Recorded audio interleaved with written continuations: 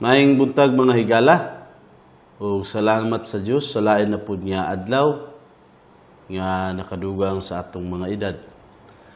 Makapasalamat kita sa kada adlaw nga makamata kita sa panahon sa buntag ug makita na usab nato ang panalangin sa Dios. Ug lain na usab nga adlaw nga masinati nato ang iyang pag-atiman. Diya kita karon sa episode 18, hisigutan nato karon ang mahitungod kang Moises nga labaw sa tanan, gipili ni Moises si Jesus. Apan balikon sa nato ang milabay nga episode para sa pagpresko na usab ug masumpay dayon nato ang karon nga episode nga atong gihisgutan. Sa miaging episode, atong naimbaw-an nga namakwit ang tibuok pamilya ni Jacob didto sa Ehipto kay abunda ang pagkaon didto. Ug naapay nabilin nga 5 ka tuig nga kagutom sa tibuok kalibutan. Sa ato pa, tungod sa kagutom nga milukop sa tibuok kalibutan ug ang Ehipto lamang ang naay trigo, maoy hinungdan nga nakabakwit sa Ehipto ang pamilya ni Jacob. Ang kadaghanon sa pamilya ni Jacob sa ilang pagbakwit sa Ehipto, 70 kabuok nga mga tawo, mao lugar ang ilang kadaghanon sa pagpamalhin nila bakwit ngadto sa Ehipto. Ug ang gipapuy-an sa Dios kanila mao ang pinakamaayong nga yuta didto sa Ehipto nga mao ang gusin. Nahimbaw-an usab nato nga hulagway si Husi ni Jesus. Naalugar sila'y pagkahulagway sa kung unsay kahimtang ni Husi sa pag-abot ni Jesus diri sa kalibutan, naay mga hulagway nga makita diha sa kinabuhi ni Husi. Binangga silang duha sa ilang amahan. Ug dayon gibaligya silang duha sa ilang mga suod. Si Husi gibaligya man sa iyang mga igsuon, pinakasuod kaayo niya. Ug si Jesus usab sa pag-abot niya dinhi sa kalibutan, gibaligya man usab sa usa sa pinakasuod niya. Gidala silang duha didto sa Ehipto. Ug silang duha ang kinahanglan nga dangpan sa mga tawo kung gusto nilang mabuhi. Si Husi, siya ang nadangpan sa mga tawo kung gusto nila nga mabuhi, pinaagi sa trigo na nga buhi ang midangop kaniya. Si Jesus usab kinahanglan nga dangpan kung gusto kang maluwas ug makaangkon kadayon og kinabuhing mapinadayunon nga walay katapusan. Mao kini ang atong makuha kung mudangop kita kang Jesus. Kung atong hinumduman ang kinabuhi ni Husi, daghan ang pait nga kaagi nga iyang naagian. Apan bisan pa niini, kanunay man siya gipauswag sa Dios o gipanalanginan. Sa dihang naulipon siya o gipalit ni Potifar, wala madugay. Siya hinuon ang gipadala sa tibuok panimalay ni Potifar. Sa dihang gipriso siya, bisan og wala siya sala, wala madugay na himo hinuon siya nga labaw sa tibuok prisuhan. Ug sa kadugayan, gihimo gani siya sa Dios nga tigmando sa tibuok Ehipto. Mao lugar na hitabo sa kinabuhi ni Husi. Sige kabalhin apan bisan pa man niini ang Dios nagpanalangin kaniya. Nakita ni Husi nga wala gayud mapakyas ang mga plano sa Dios alang sa iyang kinabuhi. Bisan pa kung nakaagi o grabe nga kaantusan na timan-an kini ni Husi nga ang Dios gayud mo'y nagplano ug nagplastar ni ining tanan. Bisan gani ang pagbaligyaa sa iyang mga igsuon kaniya, nadawat ra ni Husi kay iyang nasabtan nga ang Dios maoy nagpaadto kaniya sa Ehipto kay naay tumong ug plano sa Dios nganong nahitabo kini. Iyang nahimbaw-an nga wala gay mahitabo kaniya, gawas ra kung itugot sa Dios. Maoy iyang natiman-an ug iyang nahinumduman nga ang tanan nga mahitabo itugot ug itugot sa Dios. Nakita usab ni Husi ang pagtuman sa Dios sa iyang mga damgo, kay nakayukmo lagi ang iyang mga igsuon nga sama sa iyang nakita nga mga binugkos nga ginalab nga nakayukbo kaniya. ug sama usab sa adlaw, bulan ug unsi ka buok nga bituon nga miyukbo usab kaniya. Gipahibalo ng daan sa Dios pinaagi ni ini nga damgo nga si Jose mahatagan og taas nga katungdanan bisan layo pa. Pinaagi ni ining damgo nga gipadamgo niya kang Jose. Mupadayon pa kita sa pagtuon sa ato pa nahibaw-an na nato nga pagbalin sa mga Israelita dito sa Ehipto, sitinta sila kabuok nga mga tao. Pero tungod sa panalangin sa Dios kanila, wala madugay, midaghan na sila pag-ayo.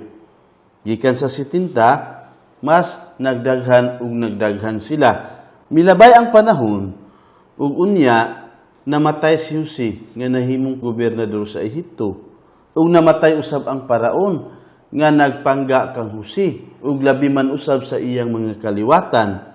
Ug naay bag-o nga paraon nga nakamando sa Ehipto, nahadlok siya nga basin sulungon sila sa ubang nasod ug mudapig ang mga Israelita sa ilang mga kaaway ug mubiya sila sa Ehipto. Mo'y gikahadlukan ni ining bag-o nga paraon nga tungod sa kadaghan sa mga Israelita ug kung pananglitan adunay kaaway ug kining mga Israelita mudapig, mailog yun nila ang tibuok Ehipto. Busa, giulipon sa mga Ehiptohanon ang mga Israelita sulod sa 400 ka mga tuig nga sama sa gisulti ng daan sa Dios kang Abraham nga mahitabo. Gipaghaguay ang mga Israelita sa pagtukod sa mga syudad sa Pitom ug sa Rameses alang kang paraon apan bisan giunsa sila sa pagdaog-daog ug pagpaantos, gadaghana gihapon sila, busa misamot ang pagkahadlo kanila sa paraon. Sa ato pa, gusto niya nga pugngan ang ilang pagdaghan, pinaagi sa pagpaantos kanila, apan sige gihapon sila daghan. Gapanalanginaan sila, kini nga kaliwatan, gapanalanginaan sila sa Dios. Busa gisugo sa paraon ang mga mananabang, nga ilang patyon ang matag ianak nga batang lalaki sa mga Israelita. Apan wala kini nila tumana. Mitubag gani ang mga mananabang, ang mga Hebreohanon nga mga babae, dili pareho sa mga Ehiptohanon nga babae. Dali ra silang mga anak, bisan dili pa makaabot ang mananabang, mao'y gitubag nila. Kay nahadlok sila sa Dios may tungod ni ini nga ilang gabuhaton. Unya gisugo sa paraon ang tanang mga tao nga kung naa sila'y makita nga anak sa Israelita nga lalaki nga gamay pa, ilang iitsa sa suba sa Nilo aron mamatay ug malumos. Mao kini ang gisugo sa mabangis nga paraon nga nakadumala karon sa mga Israelita. Delikado ug dautan kaayo kini nga panahon alang sa mga Israelita. Kay gawas nga giulipon sila o gadaog-daugon, patyon pagayad ang ilang mga anak nga lalaki kay puuhon unta sila sa paraon. Para kaninyo, kinsa kaha ang nagpaluyo ni ini. Mga igsuon, si Satanas ang nagpaluyo ni ini nga plano sa pagpuo sa mga Israelita. Kay para unta dili matuman ang mga gisaad sa Dios ngadto sa mga Israelita mahitungod sa manluluwas nga mutungha pinaagi kanila. Kang Satanas nga imbento ang antisemitism, taliwala ni ining kalisdanan sa mga Israelita nga ilang gakasinati karon naay na tawo nga batang lalaki nga dako ang plano sa Dios alang kaniya. Atong basahon ang mahitungod ni ini nga bata. Basa kita diya sa Exodo Kapitulo 2, versikulo 1 hangtod sa 10. Usa ka lalaki sa banay ni Levi, naminyo sa usa ka babae sa mao gihapong banay. Nagmabdos ang asawa ug nanganak og batang lalaki. Sa dihang nakita niya nga gwapo ang bata, gitaguan niya kini sulod sa 3 ka bulan. Apan sa dihang dili na gayud mahimo ang pagtago kaniya, gikuha niya ang usa ka basket nga hinimo gikan sa mga bugang ug gibulit niya kinig aspalto.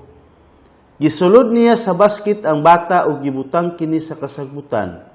Daplin sa suba. Ang igsuong babae sa bata nagtindog sa layo-layo aron pagtan-aw unsay mahitabo sa bata. Niadtong higayuna ang babaeng anak sa hari sa Ehipto, miadto sa suba aron maligo, samtang ang mga sulugoon niya naglakaw-lakaw daplin sa suba. Unya nakita sa prinsesa ang basket dito sa kasagbutan ug gisugo niya ang iyang ulipong babae sa pagkuha niini.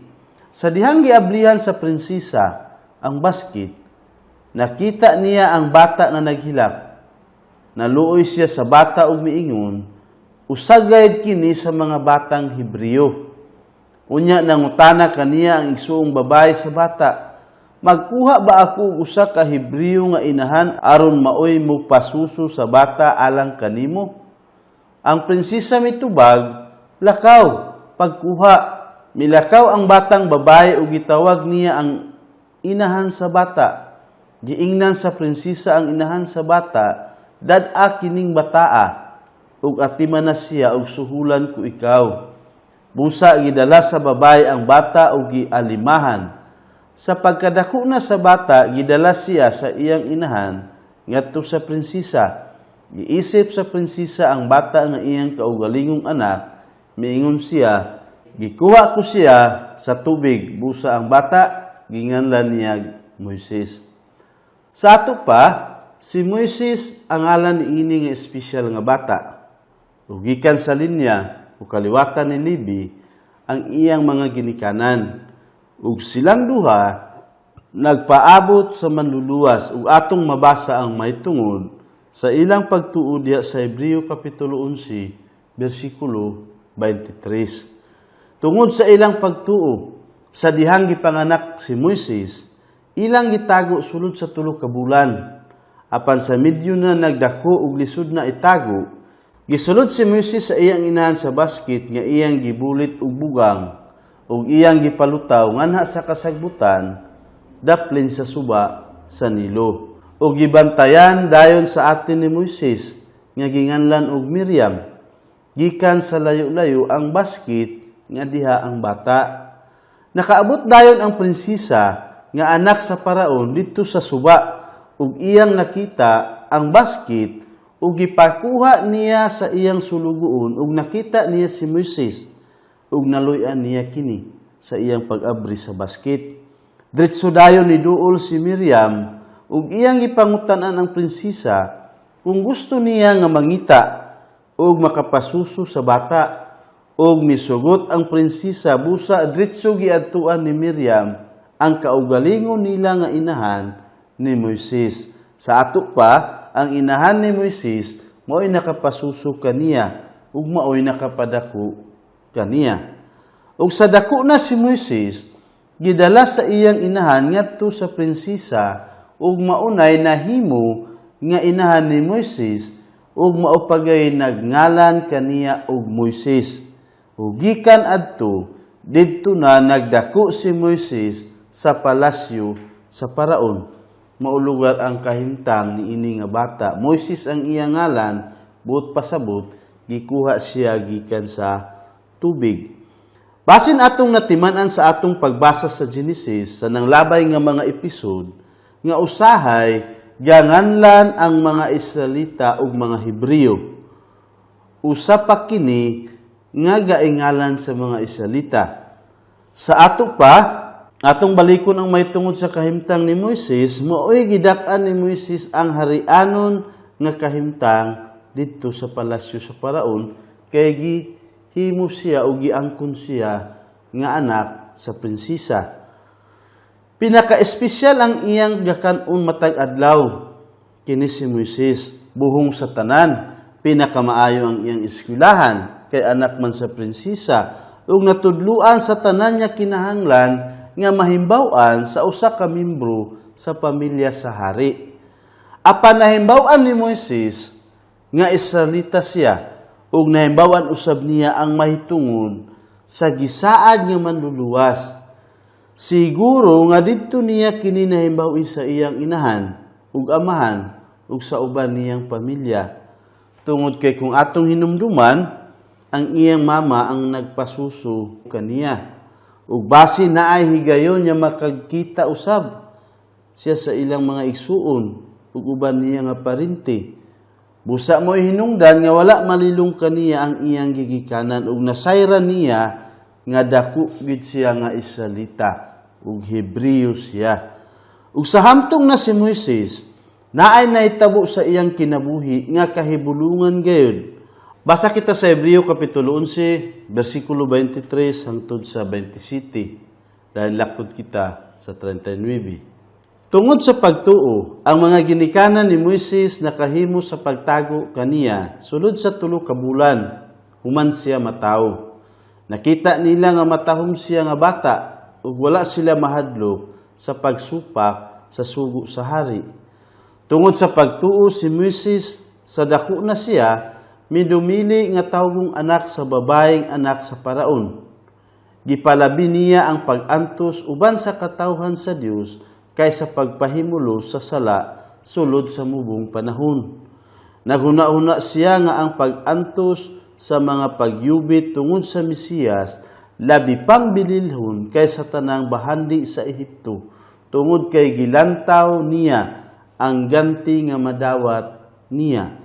Tungod sa pagtuo, mikagyo si Moises gikan sa Ehipto sa walay pagkahadlok sa kasuko sa hari. May padayong gayud siya ug wala mubalik kay daw nakita niya ang Dios nga dili makita. Dalaygon kaayo ang nabuhat ni ining mga tawhana tungod sa ilang pagtuo apan wala nila madawat ang gisaad sa Dios kay lagi namatay na sila. Sa ato pa, gitalikdan ni Moises ang mga bahandi sa Ehipto ug ang pagpahimulo sa iyang katungod isip membro sa pamilya sa hari.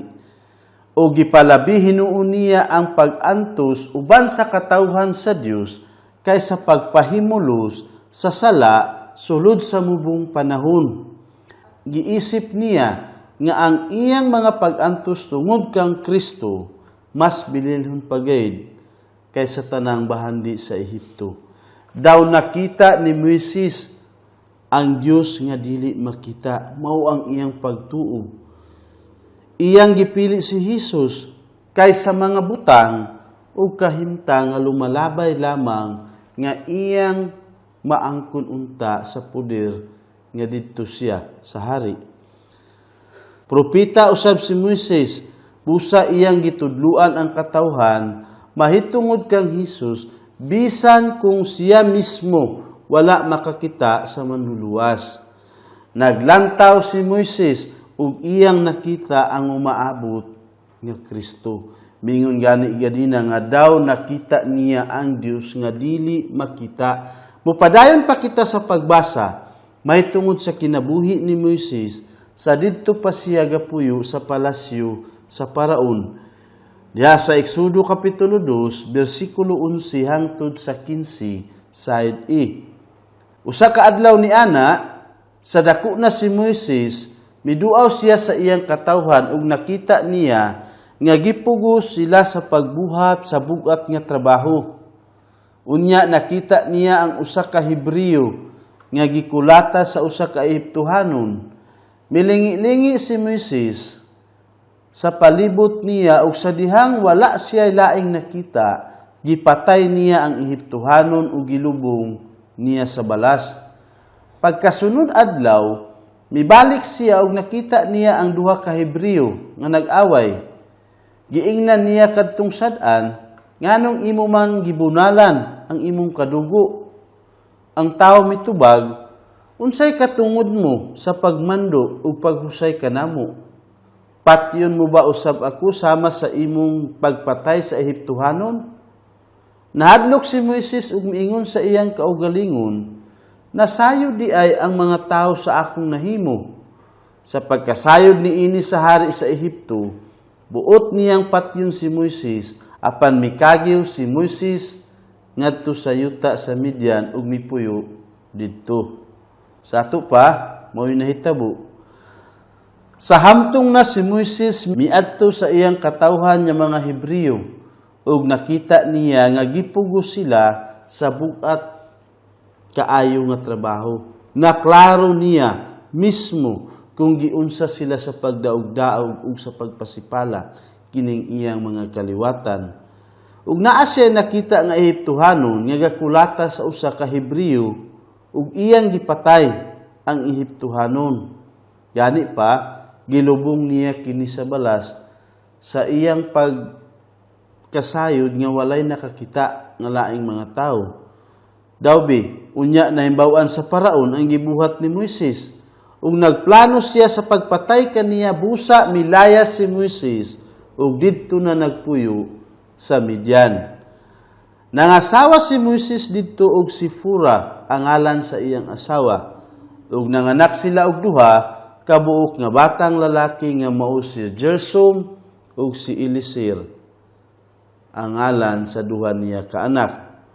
Ug sa paglabay na sa 40 ka tuig, nagpakita ang Dios kang Moises ug iyang gisugo sa pagbalik sa Ehipto aron sa pagpagawas sa iyang katawhan gikan sa ilang pagkaulipon ug sa pagdala kanila paingon sa yuta nga gisaad sa Dios kanila nga mao ang Kanaan. Naa kitay pangutana, unsa kaha? Makaadto ba sa langit ang tawo nga nakapatay? Sama kang Moises nga atong gihisgutan karon? Oo, makalangit gayud kung mutuo kang Hesus. Ang kaluwasan pinaagi sa pagbayad ni Hesus sa atong mga sala sa iyang kaugalingong dugo pagpakamatay niya diha sa krus. Ug dili kita maluwas pinaagi sa atong mga binuhatan. Ang kaluwasan gasa ug wala gani bisan kinsa nga angayang luwason. Sama kanimo ug kanako, dili man nato mahaguan kay kini gasa nga gikan sa Dios. Busa ang kaluwasan dili man pinaagi sa mga binuhatan. Kung unsa kadautan ang imong binuhatan, kung mutuo ka kang Hesus, maluwas ka man. Sama kang Moises nga bisan pa kung nakapatay, tungod sa iyang pagtuo, giluwas man ni Hesus, ug dili maoy babag rason ang iyang binuhatan. Gibayadan ni Hesus ang tanang mga sala ni Moises, apil ang iyang pagpatay sa Ehiptohanon, busa nakaadto si Moises sa langit, bisan ang pinakahilas nga sala, kayang panaso ni Kristo pagkamatay niya sa krus.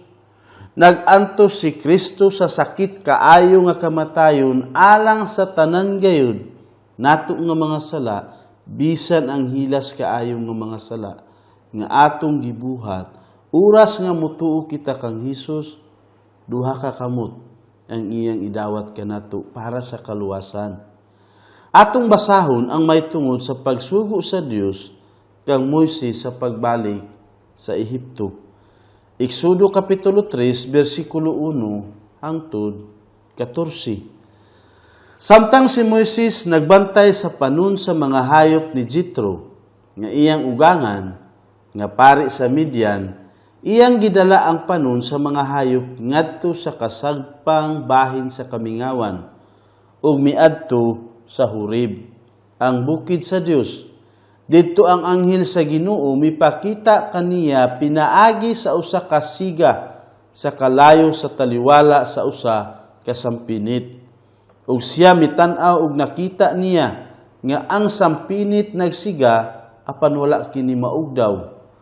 Unya si Moises miingon, muadto ako ug tan-aw nako kining talagsaong talan-awon. Kun ngano nga wala maugdaw ang sampinit.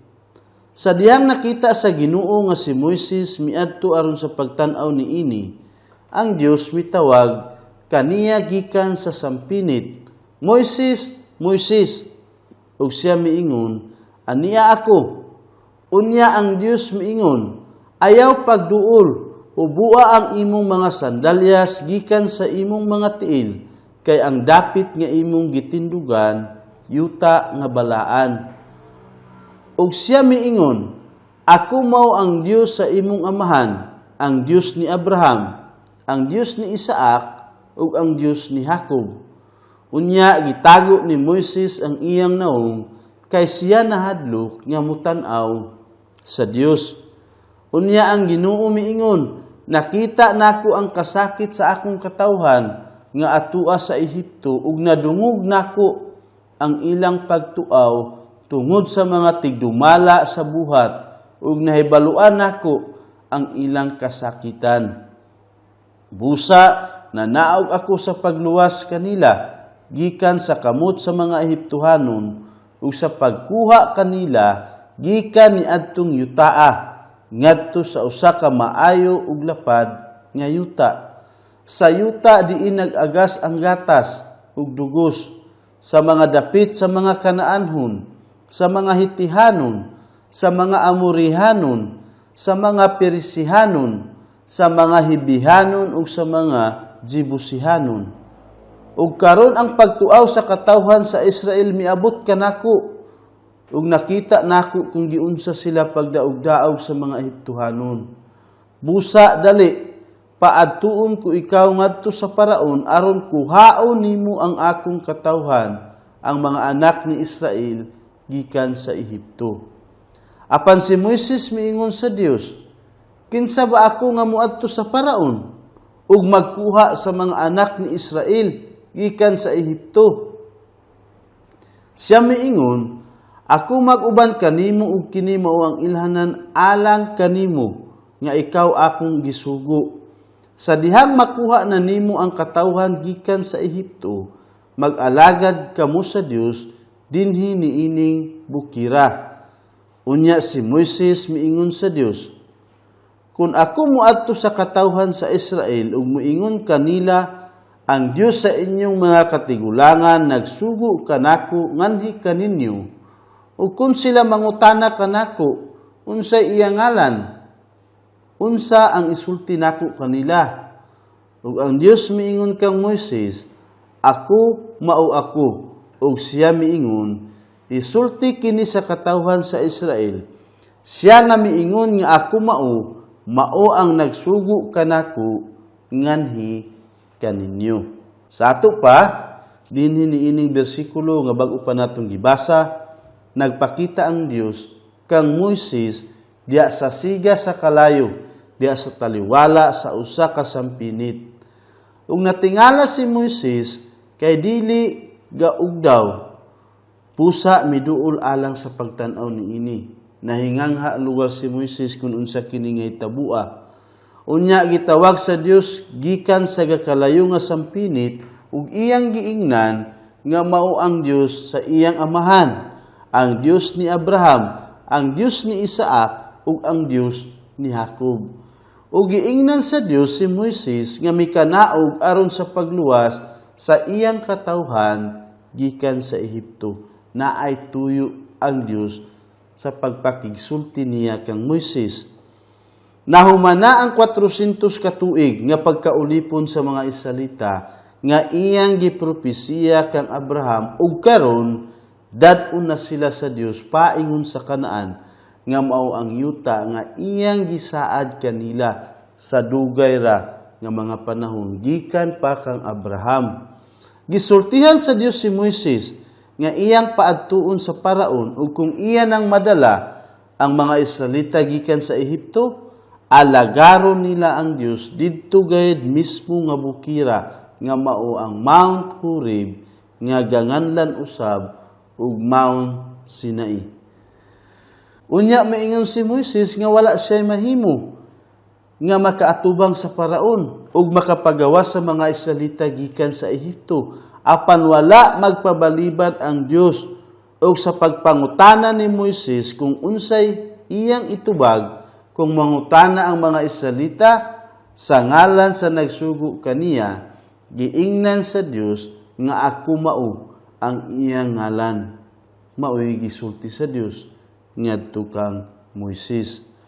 Gani padaghan ang atong masayran may tungod sa pagpakisulti ni Moises ug sa Paraon, gani grabe nga balibad ni Moises para sa pag-adto sa Paraon kay dili kuno niya mahimo.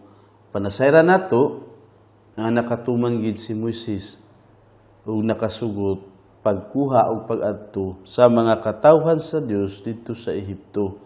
Atong timan-an kini nga ngalan sa Dios nga ako mao, kahisgutan na usab nato kini kung magtuon kita may tungod sa pag-anhi ni Hesus sa kalibutan. Kay si Hesus si ako mao, ang diha ng daan, ang walay sinugdanan ug walay katapusan.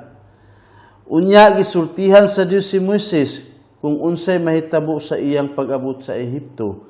Atong basahon kung unsay gisulti kaniya sa Dios para atong masayran.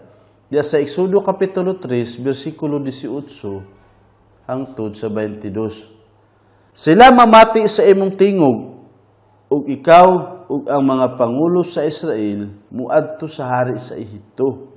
Ug miingon kaniya, si Yahweh, ang Dios sa mga Hebreo, nagpakita kanamo. Ug karon naghangyo kami kanimo sa pagtugot kanamo sa paglakaw ug tulo ka adlaw nga panaw ngadto sa kamingawan aron maghalad kami ngadto kang Yahweh nga among Dios. Nahibalo ako nga ang hari sa Ehipto dili motugot kaninyo sa paglakaw. Gawas kong pinaagi sa usa ka gamhanang kamot. Busa toy uro nako ang akong kamot ug hampako nako ang Ehipto. Pinaagi sa tanang mga katingalahan nya buhaton nako taliwala niini. Ug human ni ana tugutan kamo niya sa paglakaw. Ug ako maghimo niining katawhan nya kahimutan sa mga mata sa mga Ehiptohanon ug sa paglakaw ninyo. Dili kamo mulakaw nga walay mga dala. Apan ang matag babae mangayo og mga alahas nga plata, mga alahas nga bulawan ug mga bisti gikan sa iyang silingan ug sa babae nga nag-abot sa iyang balay. Ug ipanulob ninyo kini sa inyong mga anak nga lalaki ug sa inyong mga anak nga babae, niining paagiha makuhaan ninyo og bahandi ang mga Ehiptohanon. Daang gisulti sa Dios kun unsay mahitabo kanila. Sa ato pa, gipaadto sa Dios si Moises kang Paraon aron mangayo og bali tulo ka adlaw sa dili pagtrabaho sa mga Israelita aron makaadto sila sa kamingawan alang sa paghalad ngadto sa Dios. O gisultihan ng daan sa Dios si Moises nga balibaran sila sa Paraon apan pinaagi sa gamhanang kamot sa Dios ipagawas gayud sila sa Ehipto paglabay sa pila ka panahon. Daan gisulti sa Dios ngadto kang Moises kun unsay mahitabo ug unsay reaksyon sa Paraon pag-atubang niya kanila. Niya ang pahimangno alang kanato pinaagi sa kinabuhi ni Moises. Kung atong mahinumduman, gipalabi ni Moises si Kristo ug iyang gitalikdan ang hariano niyang kahimtang didto sa palasyo sa Paraon. Iyang nasabtan nga lumalabay lamang ang tanang bahandi gawas kang Kristo. Ang tanan niya nga maangkon gipakawalay bili niya ug mas gipili niya ang pagsunod ug ang pagtuo kang Kristo. Naay ilado kaayo nga misyonero nga si James Elliot ug miingon siya nga maalamon ang tawo nga musalikway sa mga butang nga mawala ra aron maiya ang dili mawala. Mao kini ang mabahandianon nga iyang gipamulong ug maayo kaayo, di ba? Buhata ang sama sa gibuhat ni Moises ug ipalabi si Kristo. Tuuhi si Kristo ug maimo ang mapinadayunong kinabuhi nga bisan kanusa dili mawala kanimo.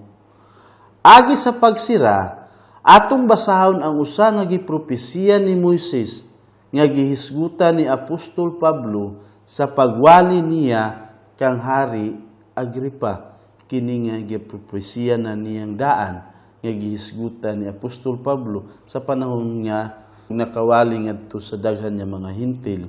Diya sa Buhat Kapitulo 26, versikulo 22 hangtod sa 23. Apan hangtod ni ining adlawa, gibuligan ako sa Dios, busaan niya ako, nagmatuod ngadto sa tanan, timawa siya ubantugan. Ang gisulti ko maulamang gayud, ang gisulti sa mga propeta og ni Moises nga mahitabo, nga ang Mesiyas kinahanglang mamatay ug siya mao ang unang mabanhaw gikan sa mga patay aron sa pagsangyaw sa mensahe sa kahayag ngadto sa mga Hudiyo ug sa mga dili Hudiyo. Sa ato pa, gisultihan ni Pablo si Hari Agripa nga ang iyang gaiwaliha dili bag-o kay daan ang gaiwaliha ni Moises ug sa mga propeta. Nga nauna kaniya. Gaiwaliha ng daan ni Moises nga ang Kristo kinahanglan nga mag-antos ug mabanhaw gikan sa mga patay ug maugayod kini ang nahitabo sa iyang pag-abot sa kalibutan.